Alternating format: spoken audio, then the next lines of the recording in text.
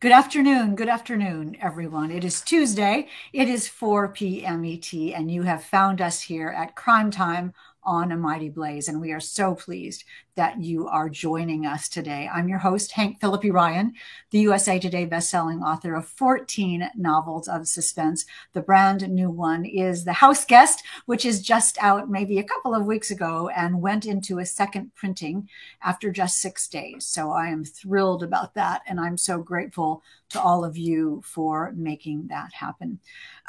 Today is not about me, though. Today is about having the great joy of welcoming one of my favorite authors of all time. Seriously, honestly, I know I am gushing, and you're just going to have to forgive me in advance for gushing because I'm going to do it.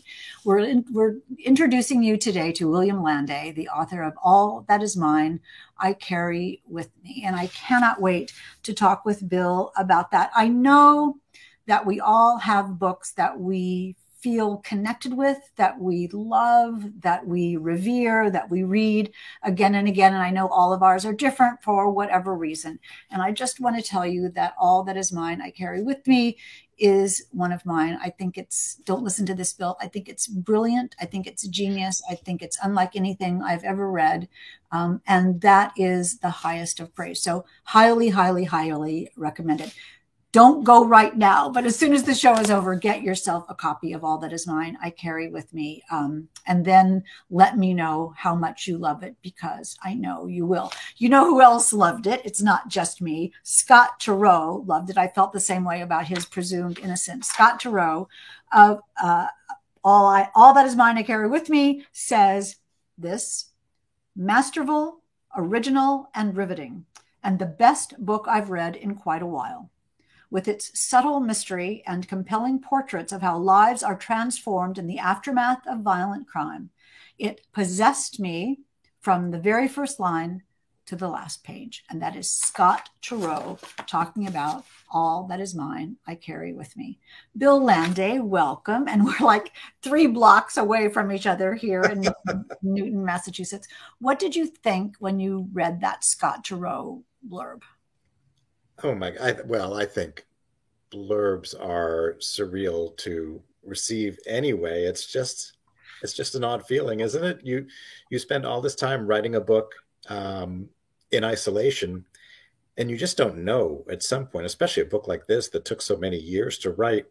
You get lost in the woods, and you don't know if what you're working on is the greatest thing ever or the most flaming dumpster fire ever.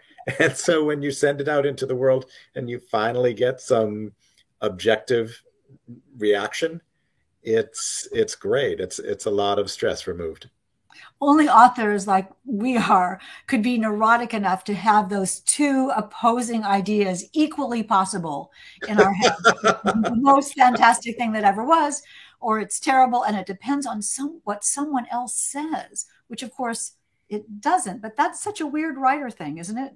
It's true, and that's why I avoid reviews as much as I can, because I do feel like we're vulnerable to. It's just painful to read a difficult review, and there's not a lot you can do about it. The book is out. It's not like I can call it back and re-edit it to fix whatever problem someone has found with it. And the other thing is, you don't want to let those voices into your head. Today I'm speaking to you, but tomorrow I'll be back writing, and I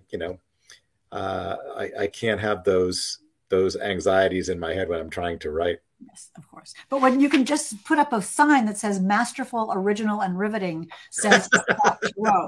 I mean, are you in as much awe of Scott Turow as I am? And what did you think from him to hear that? I am absolutely in awe of Scott Turow. I remember reading Presumed Innocent when I must have been right out of college at the time. And I had not started law school at the time, but I believe I had already decided to go. And I knew who he was from 1L, which was his memoir of his first year at Harvard Law School. And Presumed Innocent it was a wonderful book on its own, but it was especially relevant to me because it suggested that you could be a lawyer and do these other things. And at that age, I don't think I really understood that. I put so much pressure on all of these decisions as if, you have to decide at 22 what you're going to do, and you will never be able to make another decision again. It's like a highway with no exit, like Alligator Alley in Florida. Once you're on, you're on. So Presumed Innocent kind of showed the way. And besides reviving this genre that I have been dwelling in ever since. It's interesting, too, because I was talking to Scott Turow at something, and he was saying that one of the things that he learned from writing the novels and from being a lawyer is the power of the prosecutor, how much difference the prosecutor can make in someone's life. And you deal with that in your new novel so beautifully, the effects of crime. You're a former prosecutor. Did you feel that, too, how much power you had? Oh, sure.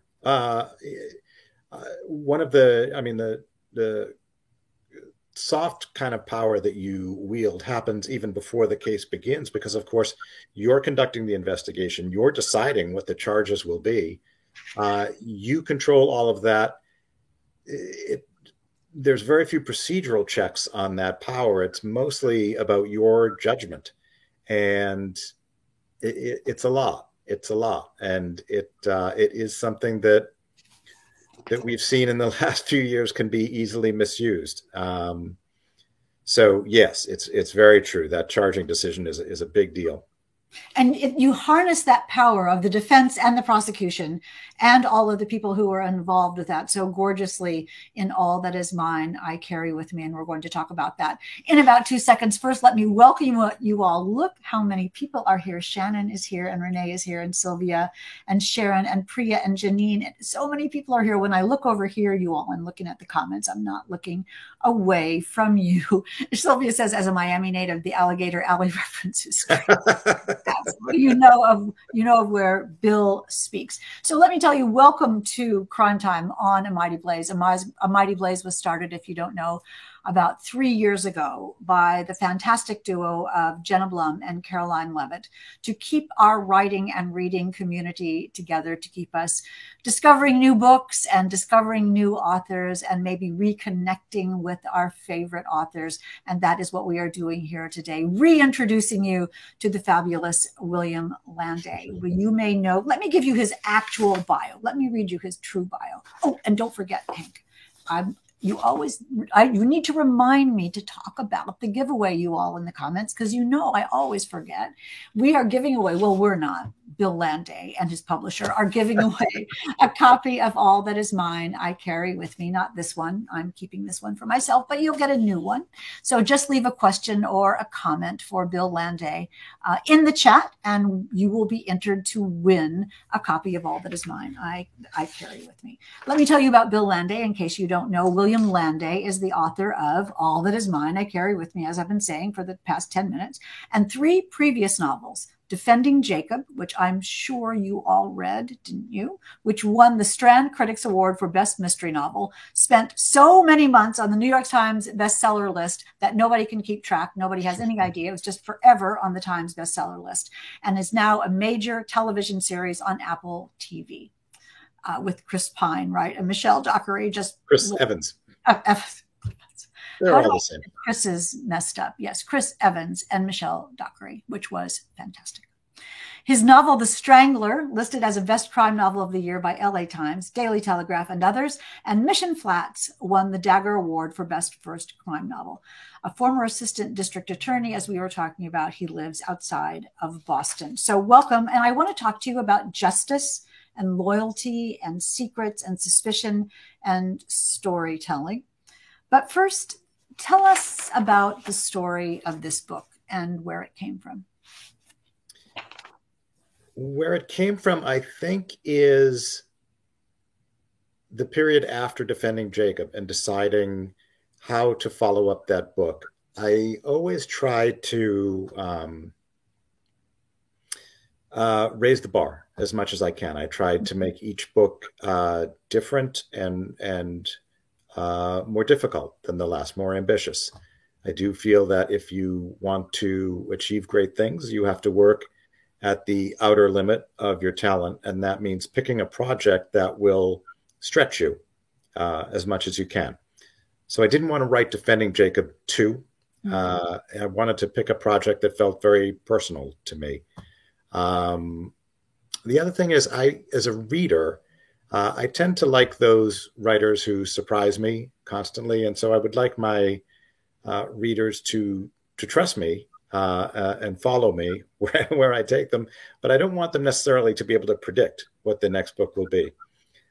So I wanted to kind of continue the direction that I was roughly heading in. Defending Jacob was a little bit of a break for me. I had been writing more stereotypical genre crime novels in the sense that they involve street crime.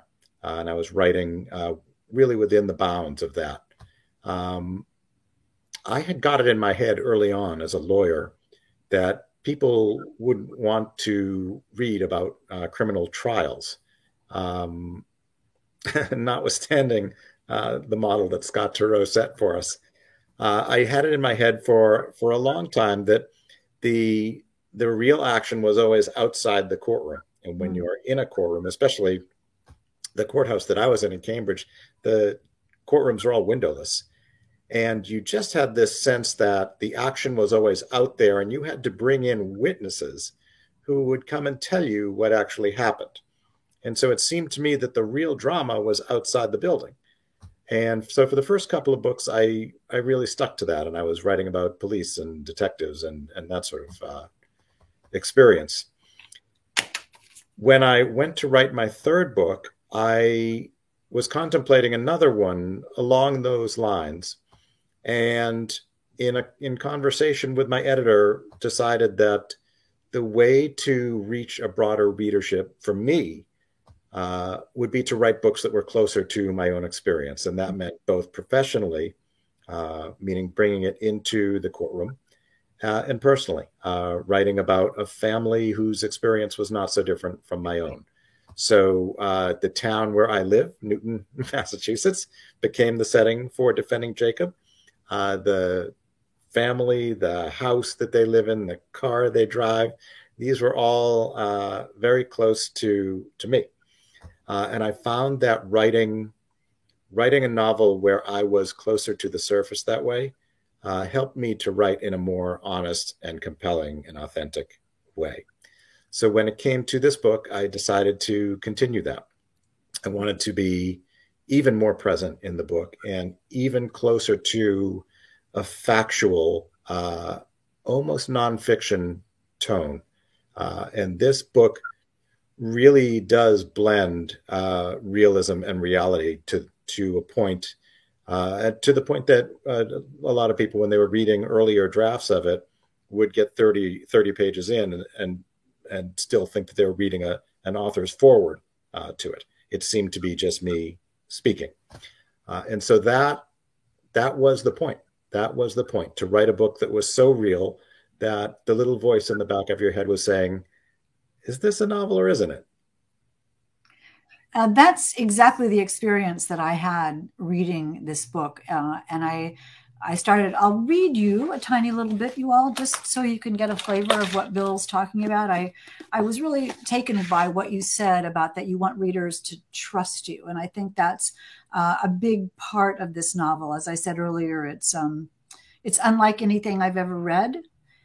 Your readers are smart. Your readers are your fans and your new fans, and you just have to be a little bit open to a different way of telling a story. But the way that the story is told is instantly compelling. Here's what Bill is talking about.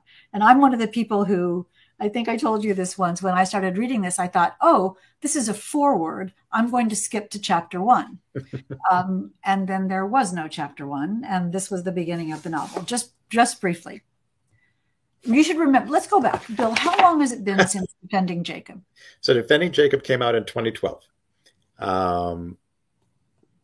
And the opening of this book, I really wanted to address that, because I know that to me, knowing the writer a little bit informs your experience of the book. And to me, your experience of the book starts when you pick it up off the table and you look at this cover and it says author of Defending Jacob and it says William Landay. And at this point, a lot of readers are going to know about that book. And that is the beginning. Your experience of the book happens before you even open the cover. And And so, moreover, well, I'm sorry to interrupt you, but yep, that's what I do. And moreover, you'll see All That Is Mine I Carry With Me by William Landay, the author of Defending Jacob. And the next thing in your brain is, golly, that was a while ago. exactly. And I wanted to address that directly because I know that that is what is going to be in readers' minds as they turn to that first sentence. So I want to address that directly, and I want to, like judo, I want to turn that weakness into a strength. I want to use what the reader brings to the experience of this book to serve the story. And when you address that in the very first sentence in a confiding, practical, honest, confessional sort of tone, you win the reader's trust right away. And that is such a key. As a reader, I say this as much as a writer. If you have the sense that you are in the hands of a trusted storyteller, it's so much easier to surrender yourself to the book and to trust it. And that allows you to enter the story more fully, to enter the dream of the story and to stay in it. To enter the dream of the story is so gorgeously put. And I think about it as writing with confident hands. When I started reading your book, I thought, oh, he knows what he's doing here. And I can't wait to see where this story takes me. I mean, all of us, when we were young, if we were lucky, someone put us on their laps and said, once upon a time. And the walls would fall away and we knew we would enter the world of the story. And you have sort of begun this book with Once Upon a Time. Just so you all know, it begins this way, very, very briefly. After I finished writing my last novel, I fell into a long silence. You might call it writer's block, but most writers don't use that term or even understand it. When a writer goes quiet, nothing is blocking and nothing is being blocked. He is just empty. I don't know why this silence settled over me. Now that it's over, I don't like to think about it. And you go on, and the reader inevitably thinks, is this Bill or is this a character? Yes, and I'll tell you a secret, and I've told you this over dinner, so I feel like I can confess it here. The original name of the narrator was Bill Landay, and so the original that sentence, as I originally wrote it, was after I finished writing my last novel, which was called Defending Jacob, I fell into a long silence. And when you read that, I think you immediately surrender to it. You immediately say, oh my goodness, that is honesty. I wasn't expecting that. I was expecting fiction, and here's something different. Here's something I don't know what to do with. And I think at this point, readers are so sophisticated, and not just in their fiction reading, but there's so much information coming at people now that people learn to filter and they learn to I don't want to be cynical, but they learn to be a little mistrustful, and they find it hard to take what they're reading at face value. We've learned this, and through hard experience. You know, Steve Bannon said he was going to flood the zone with misinformation. I think that's the word he used, and that is the world we live in now. The zone is flooded, and we learn to be very careful about who we believe. And so to win the reader's trust now is harder than it might have been 50 or 100 years ago. So I think you do have to pull out all the stops in a way that maybe you wouldn't have had to when readerships were a little more willing to go along with you, no matter how outlandish the premise. Now, I think a text has to earn that trust. It has to present itself in a way that is no BS. And here I am, undisguised. And of course, it's a trick as well, because yes, that's what I was going to say. guys. brave. It's Mm. brave you taking down this wall. Yep. And it's a risk you taking down this wall. Yes. And yet, it's fiction, you all. This is fiction. And Exactly. so you, the author, are well aware that you're doing it, but it takes us, the reader, a little bit longer. Yes. Well, I think it makes it as a reader, and I love this when other authors do it too. I don't claim to have invented this trick or to be the first to do it. But I love it because it makes me sit up in my chair and think, okay, this book in my hands, this is a text, and it's up to me to decide what I'm looking at. How much of this is truth? How should I take this at face value or not? And if not, where is the line? Where is the truth in this story? And that alone, that engagement, that uh, invitation to sit up in your chair and pay attention and engage with this text and evaluate it that way, that alone is an exceptional reading experience. And you immediately are signaled that this isn't just any other book. This is a book that you need to engage with and figure out. The way I think of this book is it's like a puzzle. The pieces are all there, but you have to put the puzzle together. It won't be enough to just read from page one to page last. You're going to have to do some work here to make this work. And because you do that, because the reader is actively engaged in assembling the story for herself, it makes the reading experience more vivid, more involving, more engaging, because you're not just taking it in passively. You are a partner with me in making this story work for you. And all books are different for every reader, but this book in particular, because it requires the reader to make leaps of her own and to put the pieces together on her own, it invites you to enjoy that co-authorship. And it invites you to sort of be a detective in the novel as well, as you're searching for the true truth in the novel. You're doing two things about that. One, it's a tightrope, because when you have a novel that's unusual and uniquely written, we're talking about All That Is Mine, I Carry With Me, if you're just coming in, by William Landay. When you have a novel that's unusually written, you have to walk the line between being interesting and fascinating and a great puzzle, and having it be too self-referential so that it gets in the way of the story. Exactly. It does not get in the way of the story. It's immersive. The book is absolutely immersive. How top of mind was that for you to make it be fun? It's fun to read this book, to make it be fun as well as intriguing. It's always top of mind for me. I find we were speaking earlier, and I was saying that I'm a slow reader, and because of that, I find that because I can't fly through the pages, I'm always engaging with the text. I'm always evaluating the prose and the transitions and the scenes and everything, because I have no choice. I'm moving very slowly through the book, and it's just the way I read. It's the way my mind works. So to me, a book is a journey, and you have to enjoy the journey. It's not enough to, fly through it. It's not enough to get to the end and have a twisteroo ending. Right. I need to enjoy page 72 as much as I enjoy the last page, and then I love books that invite you to do that respect the intelligence of the reader and the skill of the reader. It is a skill that we repeat and we learn for ourselves. And that's true of all books, of course, because a book is unlike a movie or a TV show. It's not performed for you. You cannot sit there passively and have it take place.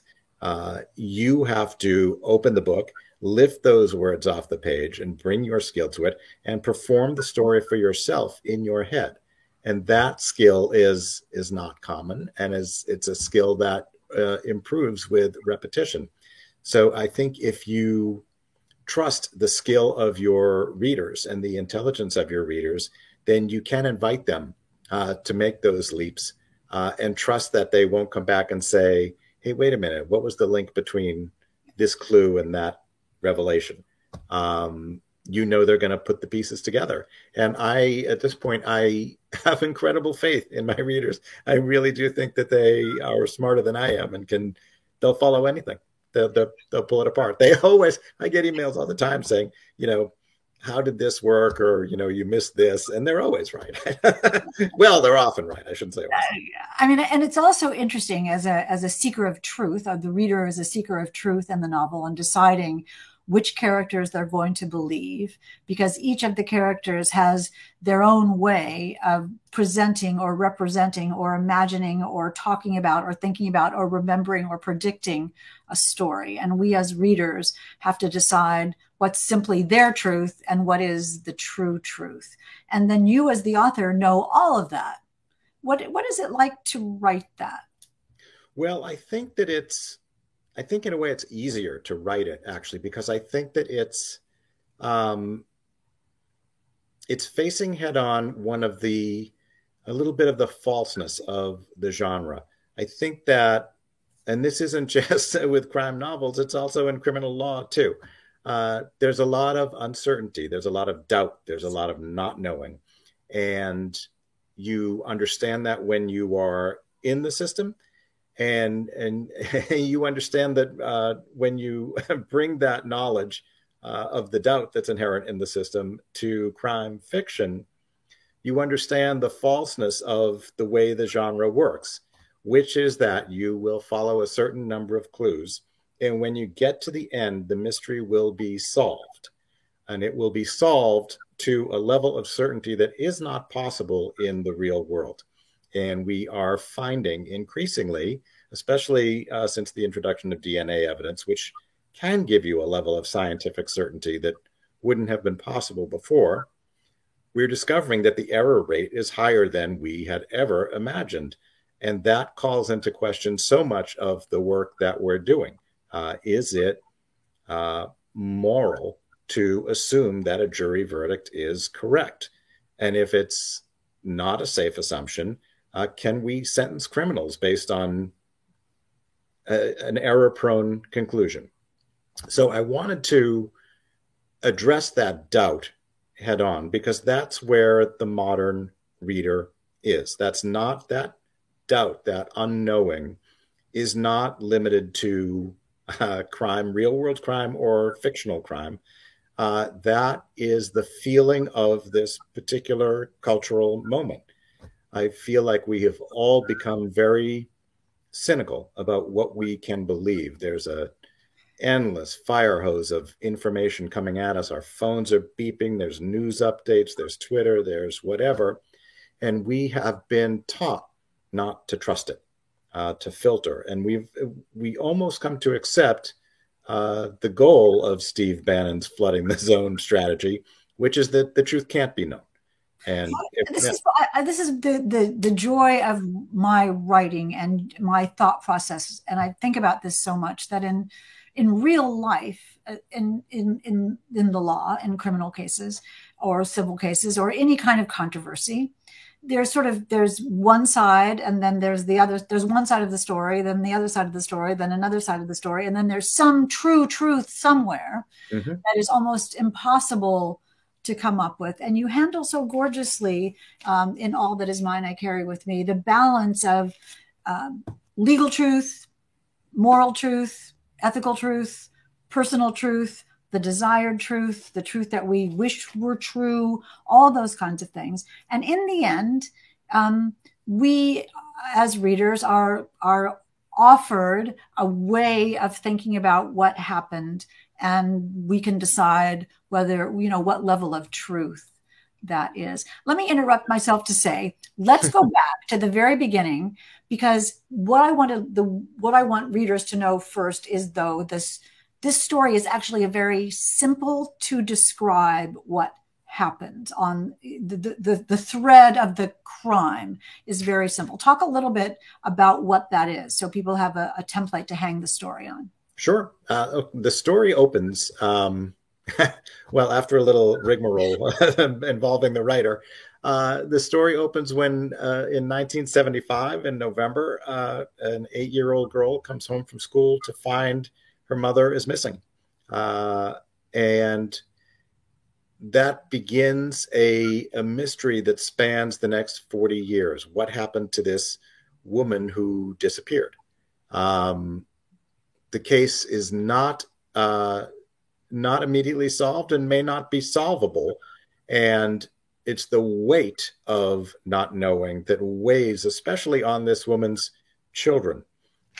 She has three children, all of whom react to this incident in different ways. All of them intelligent, good-hearted, perceptive people responding to the same evidence, but coming to different conclusions. The case itself, the primary suspect is the woman's husband, the father of these children, who is a criminal defense lawyer. And because he is a criminal defense lawyer, there's a presumption that not only is he a suspect because the husband is always a suspect in a missing woman case, but his expertise in criminal law is presumed to suggest that he will have some expertise in eluding the police. He's also a bit of a creepy guy, and an unlikable guy, and that makes him an easy villain for people. But to his children, this is a question about what your father might be capable of. In a way, Defending Jacob is about parents looking at their children and wondering what those children are really like. And this is, in a way, the mirror image. This is the children looking up the family ladder at their parents and wondering what they may be like. So I always feel that, these crime stories are just a way to tell family stories.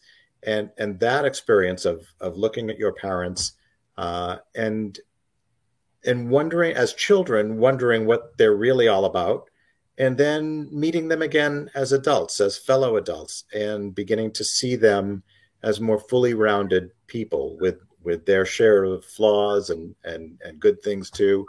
And we've all had that experience. And we've all also had the experience, by the way, of losing a parent, even if it's only in the pedestrian way of becoming independent from your parent, which is what growing up is all about. So these crime stories really are just a way of dramatizing and enlarging these universal experiences and anxieties, and when you enlarge them this way, when you take them to such an extreme, you're able to take these common feelings and discuss them in a way that's hard to articulate in ordinary day-to-day experience. I mean, it's a completely relatable novel. We can put ourselves in the mind of almost every character and think about how we would feel if that happened to us. And then you introduce, as the observer, as the author, Philip Solomon, who knows these people peripherally and did know them a while ago, talks about his what the little he remembers about the missing mom. And he gets closer and closer and closer into discovering what happens in this story, with the sides to us who are his readers, especially saying things like, I hate to put this in the book, but this is what really happened, which was so much fun to read. You all were talking about All That Is Mine, I Carry With Me by William Landay. When you created Philip Solomon, how did that feel to you to write? Did that...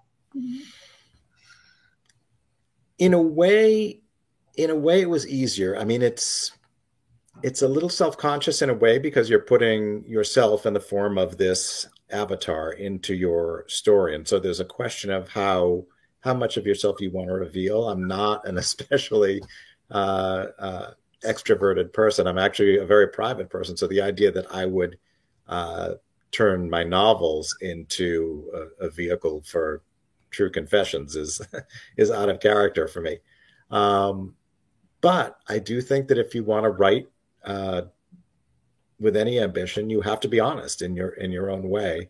And I really wanted to push that. I don't think you can write the book that I wanted to write and still protect yourself. There had to be a confessional tone to it, a confessional voice.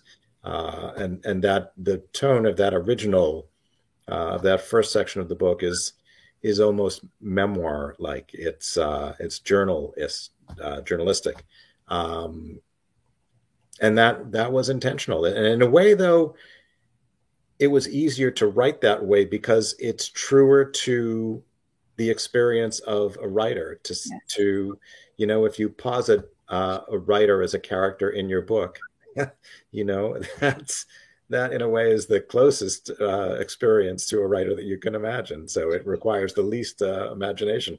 Well, I mean, but it's so meta because you are writing this person who is thinking about writing a novel. Exactly. It's Russian dolls. Exactly. It's tricks within tricks. Which makes it so much fun to read because as an author, you're making decisions and deciding about what's true. And as the author in the book, as you build the author, you're creating decisions for Philip Solomon, the author in the book, to make. So I keep saying, it's really fun to read, you all. There are no chapters. It is gorgeously structured. Carve out some time to read this book because you will not want to put it down. It is absolutely captivating and absolutely one of a kind. Before we get to our questions, let me ask you about the title. I know it's explained in the book, but what does the title mean to you? Well, I have to tell you, the origin of the title is there was a girl who worked at the counter at the coffee shop I used to go to who actually had that tattoo that I have given to Miranda Larkin in the book. This is a title. It's a Latin motto, which comes from Stoical philosophy. And in the original tattoo that she has in the original Latin is omnia mea mecum porto, which translates to all that is mine I carry with me. And it's a philosophy that this character Miranda tries to live by. And it's a challenge because Miranda has a lot of emotional issues of her own.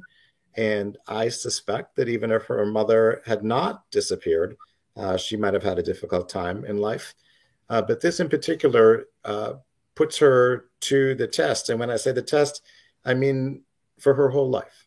This is a book that spans 30 or 40 years. It's about the long-term, the lifelong weight that this crime imposes on the family that goes through it. And so this character Miranda, who wears this tattoo and tries to live by this motto, is constantly struggling to live up to it. So it's aspirational on her part. It's a philosophy that I love and believe in and feels intuitively natural to me, but it's not Miranda's temperament. What does it mean to you?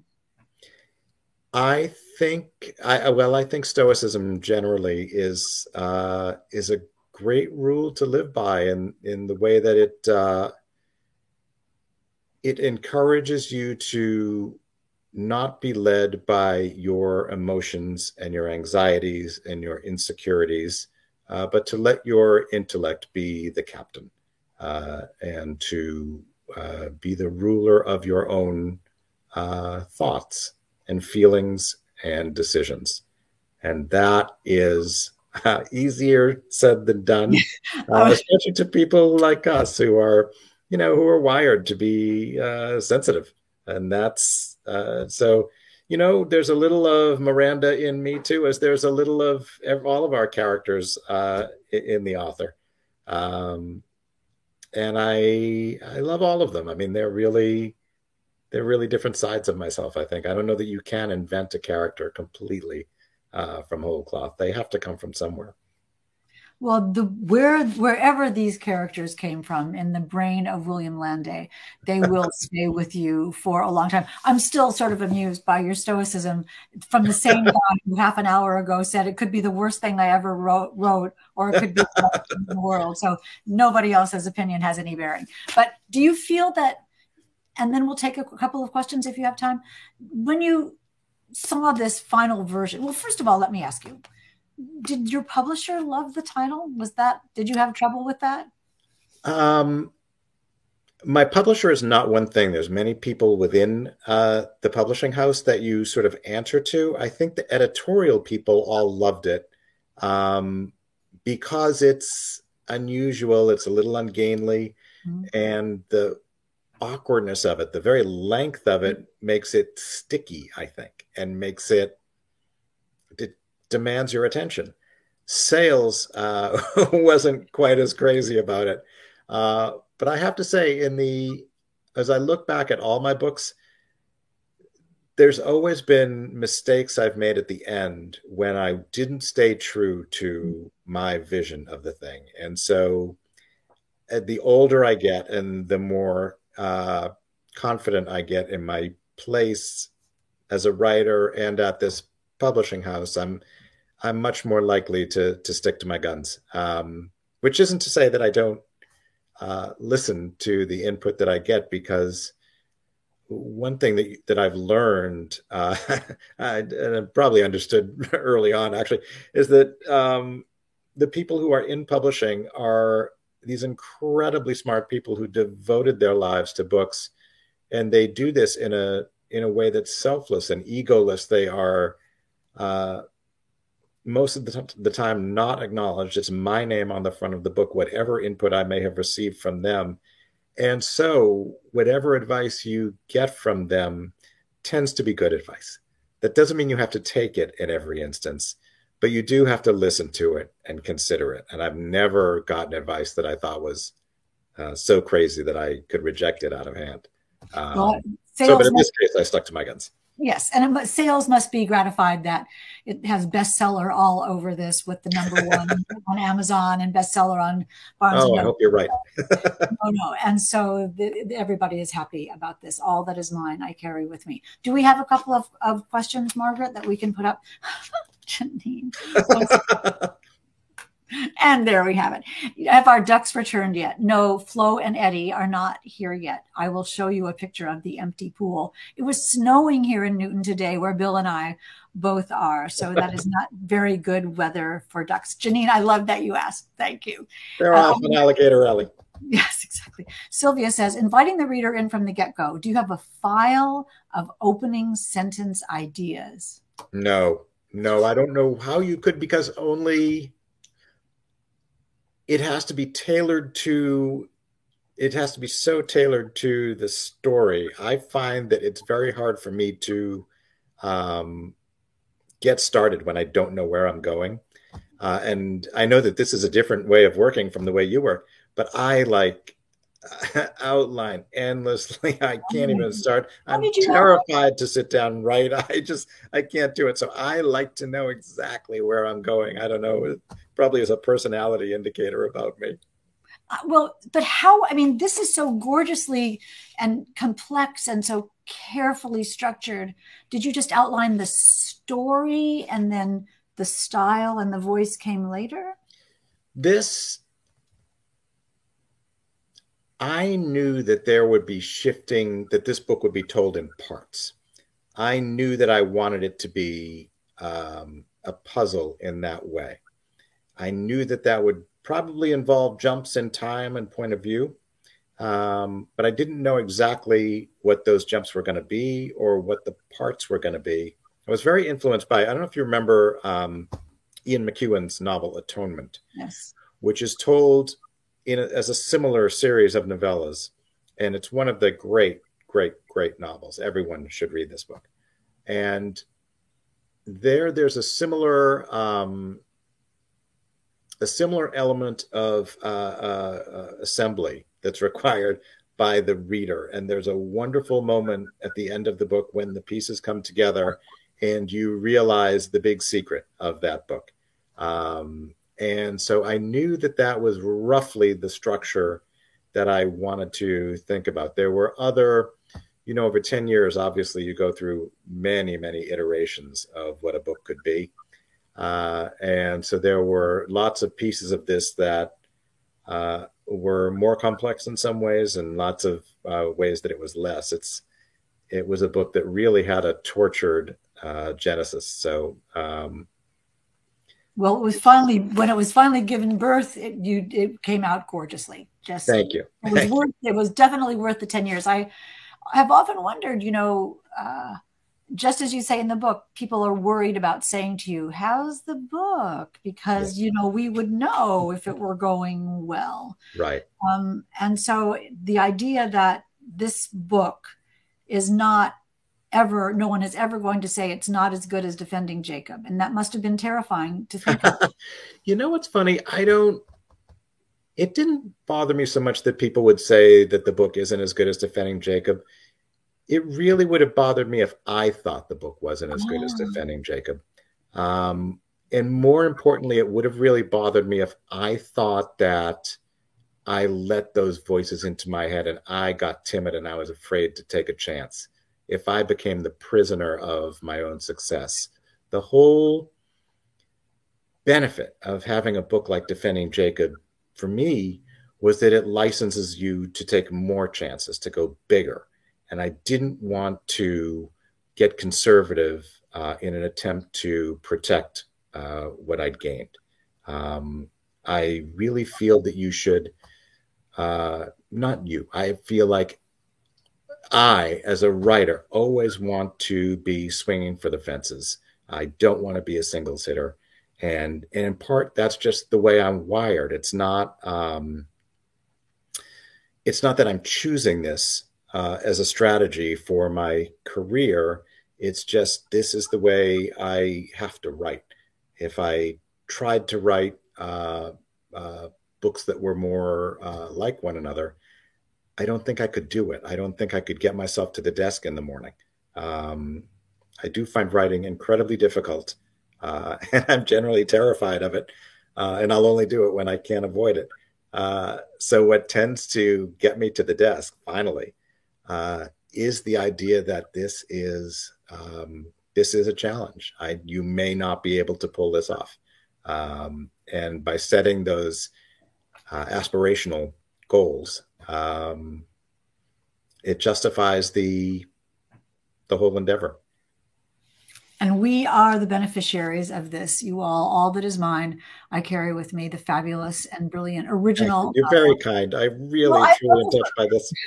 By William Landay. You all run right out and get it in about 30 seconds. One of you will not have to do that because we are, well, not us, the publisher is giving away a copy of All That Is Mine I Carry With Me, and we will spin the wheel of fun to choose the winner. And here it goes. Look, these are all the people who were here today listening to you. And the lucky winner is Margaret Lang. Wonderful. A marvelous veteran of, isn't that so great? A veteran of Crime Time and a truly avid reader and a wonderful friend. So congratulations, Margaret Lang. You know how to find me, and we will get you a copy of All That Is Mine I Carry With Me.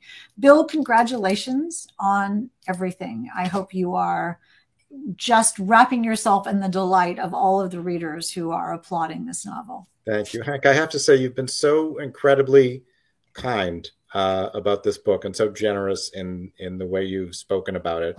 It's really touching to me, and I genuinely appreciate it. Thank you. My complete pleasure. I absolutely love it. And speaking of loving something, you all, I love you all.